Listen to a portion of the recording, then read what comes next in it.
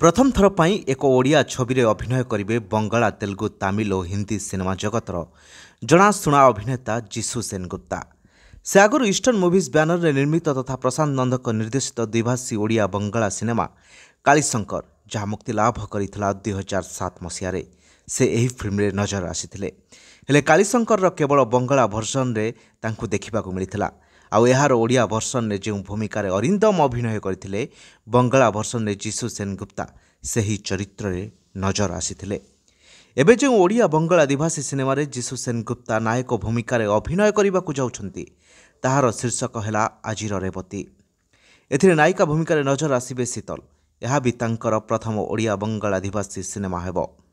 RR event and cine production banner में निर्मित होउथुवा छविर प्रयोजना करुछंती ओडिशार विशिष्ट युव प्रयोजक रमेश पारिक जी कि टाइगर, पुष्करा, महाभाऊ, बस समेत 23टी ओडिया छवि और टेली सिनेमा निर्माण कर सारी।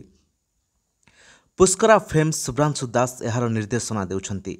श्रीक्षेत्र पुरी जनाशुना गीतिकार और साहित्यक बद्री मिश्रंक एक क्षुद्र ग्रुप आधार में यह सिनेमा निर्माण होगाकू जाउछि।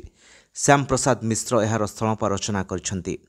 उल्लेखयोग्य श्याम बेंगलोर जातीय पुरस्कार प्राप्त Netaji Subhash Chandra Bose, the forgotten hero 2002, Mahesh Bhatt Sadak 2, Kangana Ranaut अभिनीत Manikarnika, the queen of Jhansi भली हिंदी सिनेमा नजर आसिछंती जीशु।